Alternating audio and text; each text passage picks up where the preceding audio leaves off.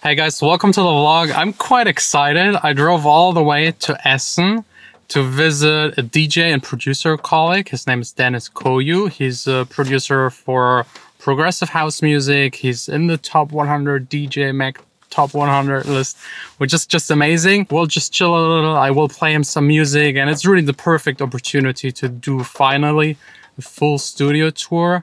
So let's get started.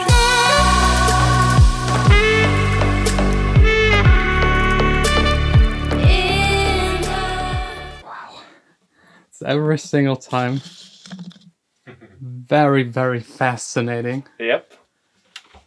Do you still have the sensation every single day you come in here, like that's the special place? I do, honestly, yeah. Like it never gets boring, you know, No. and that's really the best reason why to build a studio like this, is to motivate yourself. Because after I've been doing this for 20 years now, almost, kind of like when I think back to this time when I started, and of course it can get a bit repetitive. Yes. At some point, right? And this is why I wanted to build like a spaceship type of studio. So every day it's super fun to go in here and it's very epic. Start working. And if you ever get bored, there are enough toys. Okay, so let's maybe do a full tour. I don't even know where to start. Let's do it. I really don't know. So maybe let's start with the speakers. Sure. Yeah, because they're like, as far as I know, custom made, right? Correct. Yeah. So the speakers, so the whole studio is built by, it's a Dutch engineer. His name is Misha Jacobi, and he basically really engineered the whole entire room, and then also the speakers. So they're custom built by him, and they are really made for this room. Yeah. So he measures everything and makes it fit perfectly acoustic-wise for this room. And yeah, I've heard so many speakers in so many studios. A lot of guys, they use, for example, the ones from ATC. Yes, the big really ones. Big ones. The really big ones, yeah. That's like, for example, one reference speaker. And then other guys, they use these really big ones from Genelex. Forgot the name. It's a weird name, but the really, really big ones. The really big ones, yeah, like the same size, basically. I've heard all of them, but these are by far my favorites, so that's also why I went for that system.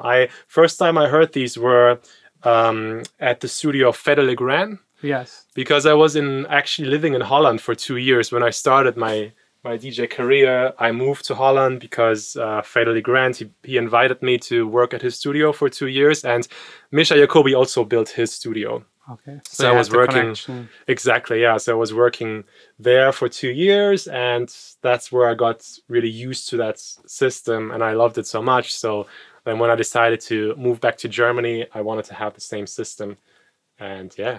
How big are the woofers? 20 inch. 20. Wow. Yeah. And it's 7-way speaker. Yes, correct. That's crazy. Yeah. It's really crazy. Yeah, and then they are controlled by a DSP system in the back. So between the amps and the speaker, there's the DSP, and that really controls the filtering between the woofers. And it's a very sophisticated system. It's super clean, and it creates a really wide stereo image. Yeah, that's something I had to get used to in the beginning when I started working here in this room. And also the level of detail. It's like how I describe it, or I try to describe it. People always, when they talk about speaker systems, they always talk about the frequency response, right? Yes. So it's important to have a mostly linear and going down low. Yeah, and having the low end. This is all correct, and this is important, of course, that's right. But there's something else to the sound in a room that you can't describe with the frequency response, and I would describe it as resolution, so to speak. You know, it's like the amount of detail you can really gather. It's like hard to describe. I would try to compare it with pictures, like 1080p or 4K, like really resolution, like what's the detail you get from a speaker system. And when I started working with these speakers, it was almost too much detail. So I was getting confused because I was hearing things that I wasn't hearing before, and then it's, you're getting almost overwhelmed when you're starting to mix, and like, what are you going to make out of all this detail? Yeah, you hear all of the mistakes, so it never sounds good, and you get frustrated. Exactly, yeah. This is what I was almost for like 2 years, not fully struggling with it, but I had to really learn how to properly work with a system like this. Did you have at the beginning your old speakers like parallel to it in the same room here to get used to it? Actually, or not. Just hard switch. Hard switch, like jump in the in the cold water, you know, and like fully do it, because else I know it probably would have been better for the transition, but then it also would have taken longer to learn this system. So, and now I'm people always ask me, don't you have another? I have these small speakers here, the Avantones cubes, and they're also amazing, but for very different stuff. So they are just for the mids. And sometimes the big speakers, for example, when I listen to kick drums on them, they have so much low-end energy that sometimes they mask a little bit of the tonality of the kick. Okay. Yeah, so it's like sometimes hard to hear the tone of the kick, and then they are perfect for that, because it creates this low cut in a way that they have this boxy type of sound, right? And you can hear the tonality of kick drums, for example, super well on them.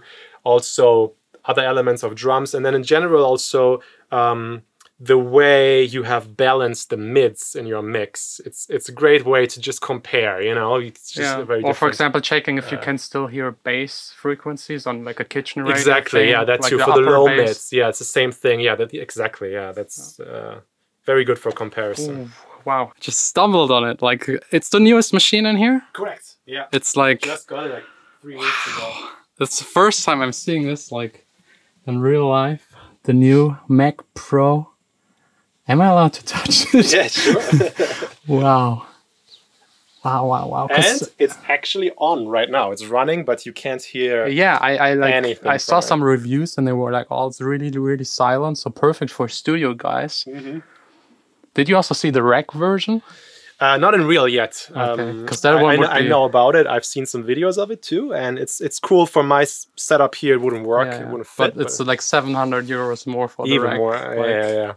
Yeah. Wow. I mean, it's kind of pointless to talk about the money side of this machine. It's just it's ridiculous. I mean, even the wheels that you can get for it are like 500 euros extra or something. It's stupidly expensive. It's definitely overpriced. But thing is, for me, it was just a rational decision because, you know, number one, I want to stick to Mac OS. Yes. That's just like my number one thing. There's no alternative to it. PC is not just, I don't want it. Yeah. And then I had a couple of options. So I also have the 16-inch MacBook Pro, the new one. Yes. And that one is actually powerful enough for all my Ableton projects at the moment. That's also what I'm using. It's like... Yeah, it's perfectly fine. But the problem is, when I hook it up here and I run a project that's heavy, then the fan starts ramping up and it's just too loud. Here in this, you know, in the studio, it's all, you have all these nice acoustics. I've spent a lot of money on the acoustics and getting that right, and then you have a vacuum in the background, right? So you have to pay a lot more to enjoy the room again. Yeah, so then the other option would have been an iMac Pro. Yeah, but then the screen and having everything hooked up to the screen doesn't work, because I have this setup where I want to move the screen around over the mixer, so that's not good. Number one. Number two, it's also really expensive. If you have a comparable configuration, it's the same price pretty much. So are you happy so far working with it? The first couple of months? Yeah, super happy. Everything's fast. Super fast, super smooth. Bottom line, what was important is I noticed I could keep adding so many more plugins and tracks to that project that seemed to be maxed out on my old machine. I could easily double it, you know, and would still run it smoothly. So because now you're not restricted anymore.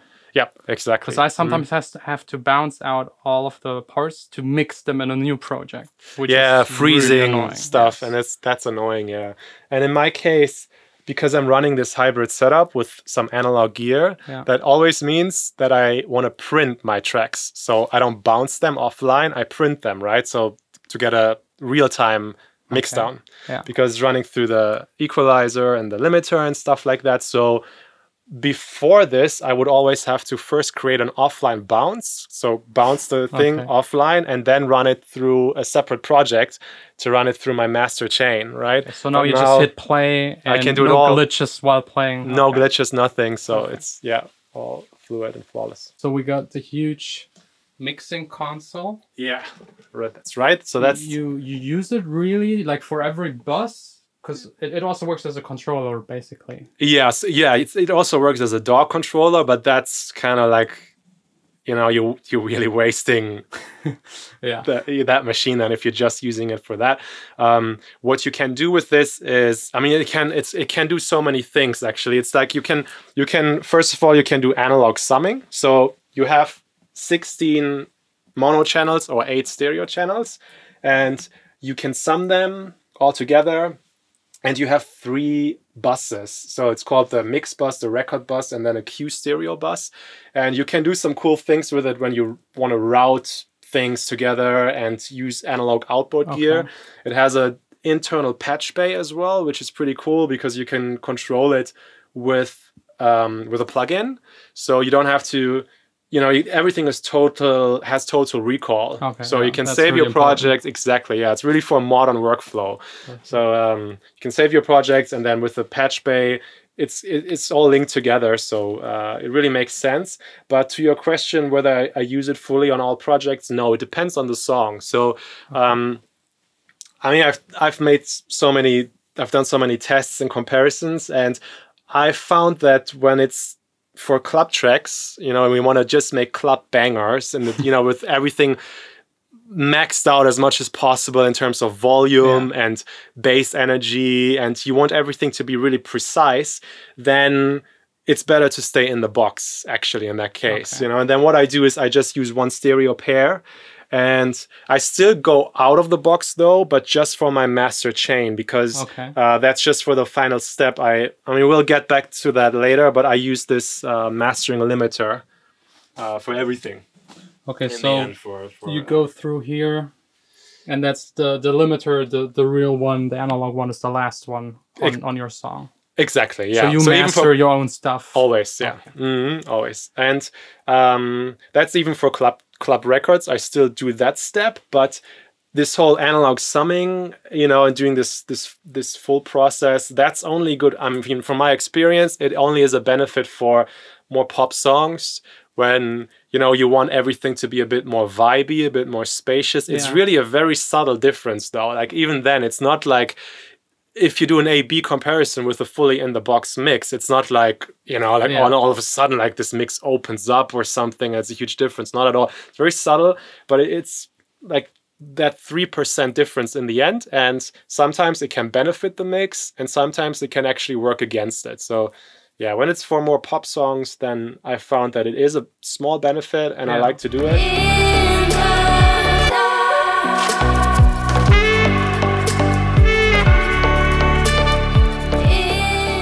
Well, the brain of the studio is obviously the Mac, right? Yeah. And then my audio interface is the Apogee Symphony. And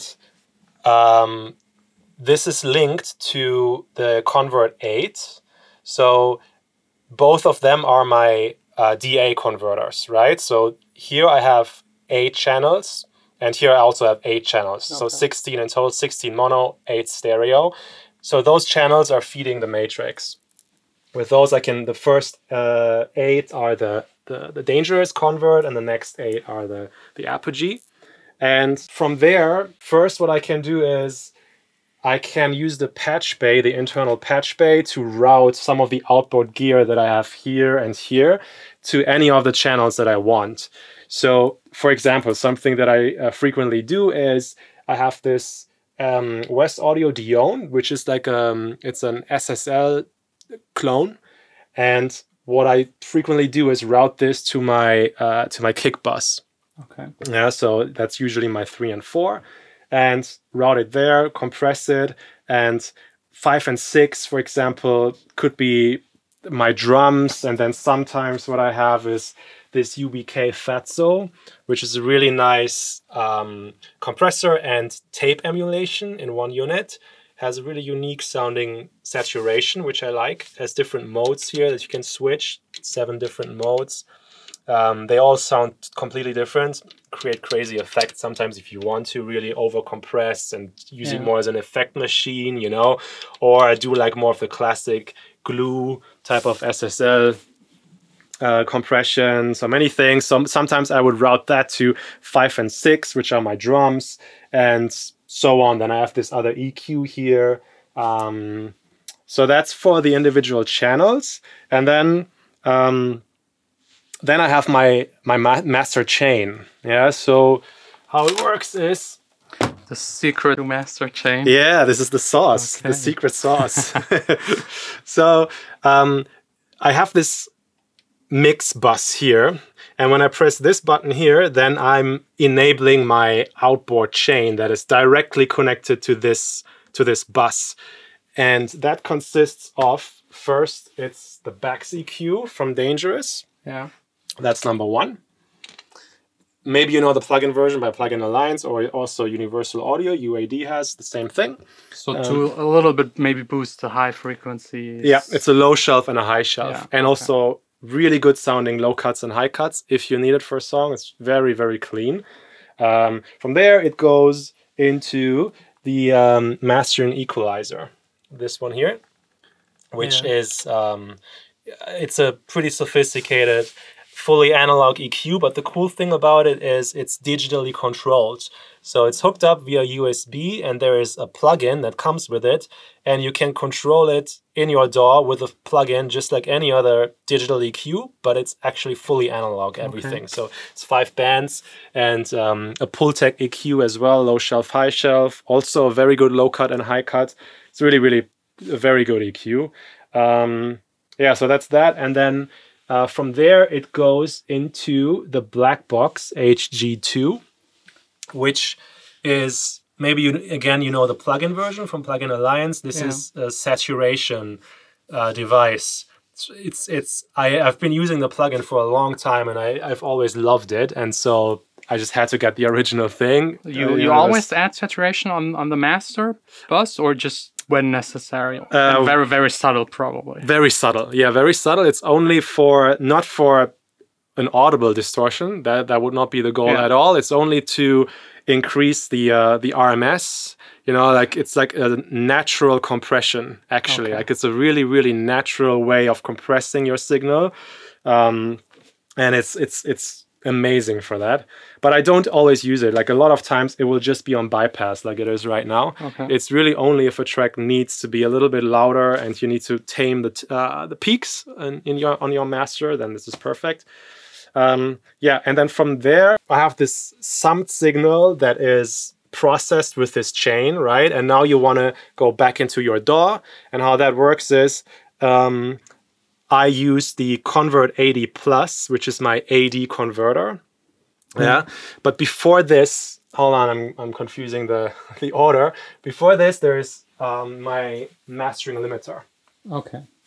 So first it goes in here. This is an analog limiter and clipper. And again, it's the same company, Better Maker. And again, it's controllable with a plugin via USB. Super cool. And how I use it is I don't use it as a limiter.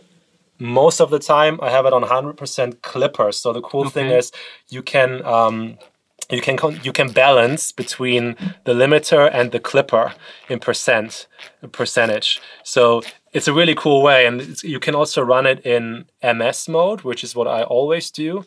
And this way, normally your side signal will always be super clean, and it's mostly really the mono signal that gets clipped. And it's just I've done so many comparisons, because my goal is always for club music to get something as loud as possible without any artifacts, distortion, you know, stay as clean as possible while being also as loud as possible. People are always complaining about the loudness war and stuff, right? And it's bullshit, and you don't need to do that and blah blah, and then the streaming with blah blah. It's all true, but what if you can be really loud and still at the same time be really clean? You know, like it's possible. Of course, there's always a limit, and there's always a point where your signal starts to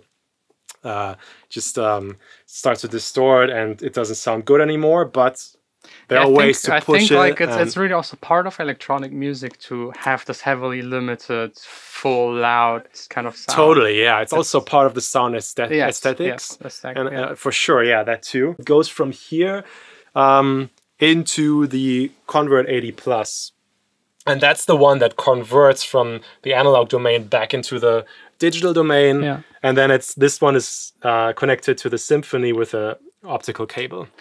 And Right. just a quick question: you have the master chain on while producing at any kind of point, or you just make the song finished and then through the master chain? Well, when it's always on, especially the limiter. I Okay. always put it on, and I try to push it to a level not like what would be the final master level, but already a pretty loud level. So I mix into that sound, and then I start to adjust things in the mix accordingly, because I know I'm targeting a certain loudness level.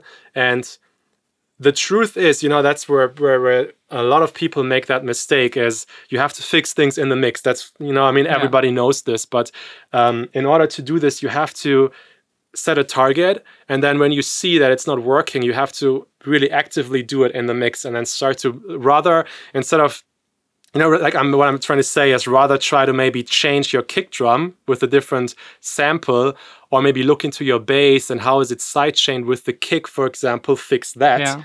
And then you'll see that your master is going to improve heavily, maybe, instead of trying to EQ it in a way on your master, or with compression or something, you know? Okay, so having the limiter on tells you if something is wrong in the mix, kind of like a pre-test what it would sound exactly, like. Yeah, exactly. So because I'm targeting a certain level already, and then if something isn't working, I go really deep on into the roots of my mix and fix it there, rather than try to fix it on the upper level in terms of an EQ on the master. So that's probably the secret, how to get it really loud, have like while producing loudness in mind, basically. Yeah, I would say, well, it's not the secret. I would say it's the it's the method, I guess. But the secrets are more like in what do you actually do in order to fix things that you that you observe. Experience, probably. That's also a lot of experience. Yeah, exactly.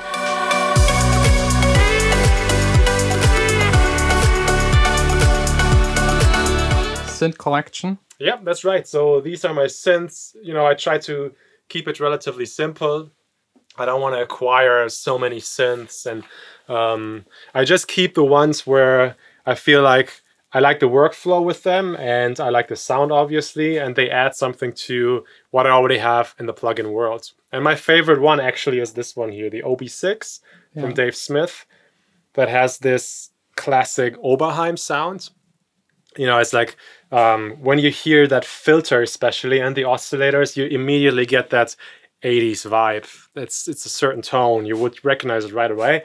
And that's something that is hardly properly replicated in the plugin world. So I tried it once and fell in love with it immediately. And what kind of sounds do you usually make with it? I use it for pads, for arpeggiators, for sometimes lead sounds, layers and stuff. Not so much for bass. That's like something where I would keep it in the box, for example. But yeah.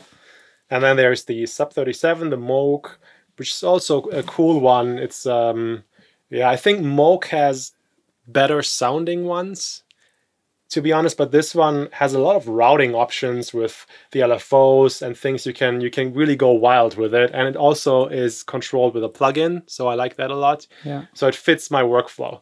But I have an eye on the it's called the Matriarch, I think it's called. It's a bigger version of the Grandmother. Which is a really cool one. I've already tried it. It sounds amazing. The thing with that one is, though, you can't save presets.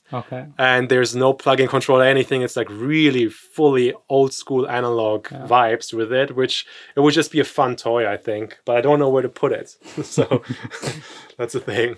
And then there's the Virus TI. That's a classic one, right? And there's still certain sounds that this thing does in a way that just sounds different than, let's say, a Silent One or Serum or something. So I think there's also no real plugin version of it, like a one-to-one replica. No. The same. Nope, there isn't really. So yeah, still have that one. And then there's the Prologue by Cork, which is also a really nice sounding analog synth just in general. You know, it's really great for those classic analog synth sounds. I use it for pads, lead sounds, sometimes like strings and stuff. Also arpeggiators. It sounds really great. It has a really cool sounding drive in the filter. That's great. And this compressor is also pretty cool that's in it. yeah, I like this one a lot. This little guy here, which is the Mini Logue, Yeah. that came out first. And this one basically has more voices and another extra LFO and just, you know, a bit more features than this one, but the basis is the same. And I got this one first, and then after that I got the bigger brother. And I like the sound so much that I still kept this one. And sometimes I hook up both. Sometimes I will take this and then replace, because the thing is that my cables aren't reaching. This is where, you know, Okay, practical issues. Not connected. Right now it's not connected. But what I do then is I take this one down, put this one here, just hook it up real quick, and then it's running. In Ableton, I have this preset saved that has the correct connection with the correct audio input and the MIDI. So it's like, basically it's almost like using a plugin. It's no big difference. Very German. Yeah. Very organized efficient. and efficient, organized. Yeah. Perfect. So thanks a lot for the tour. Of course. I got one last question. Sure. Yeah. What was your very first studio looking like? Like, can you describe it? Maybe I can even, I still have a picture of it. I'm going to send it to you. Maybe if you want to use it in the video, you can show it. It was a tiny room in a tiny apartment. It was just like 9 square meters. Yeah. And all I had was one desk and then small speakers. They were Atom speakers. And then, well, just like, you know, my computer, and that was pretty much it. But then I did start buying a couple of things from like first money that I made from like little side jobs. And then I bought some stuff on eBay. I remember I bought some, I forgot the name of it, an analog synth from Cork, I think it was also, but a really old one. And oh yeah, and I had an Axis Virus B at the time, the red one. Maybe you remember, like that one. I got it from eBay for like 300 euros or something, or maybe even Deutsche Mark at the time. It was really cheap, and yeah, I just like slowly started building my studio, but it was super simple. And actually, that's the studio where I made all my first big records. You know, maybe you know, like I had that one song in 2011, Tung, which was really the one that put me on the map. And that's one song that I made in that tiny studio with those small speakers and that small setup. So it's all possible. Of course, yeah. All of this is completely not necessary. This is what you get when you work really hard for a lot of years. Yeah, there's like a long history behind this. So you definitely. Yeah. But everything, you know, I've always, from the beginning, I wanted to make my own money through music. So I never had any other financial input. You know, my parents actually, they always wanted to support me from an early age, but I always told them from, I think it was when I was 20 years old, I told them, you know, I want to make it my own way and just on my own. And sometimes the pressure is good. Yep. Keeps you active. Exactly. Yeah. Yep. So yeah, with that being said, thanks a lot for the tour. We'll now listen to some of my music, maybe. Let's do that, yeah. I really need to test those speakers and get your opinion of some of my new productions. For sure. So let's do that. Yeah, let's do that. Wow, this studio is like a dream. And if you're interested to check out what kind of music he makes in that studio, I'll link down below his Spotify, all of his social media. Go check it out. Say hi from John. Say thank you, because he helped me a lot with feedback for some of my new songs where I really was struggling and didn't know what to do next. And he gave me some hints. So I'm very thankful for that. Go check out his stuff. We'll see us tomorrow again here on this channel for another vlog in my studio making music.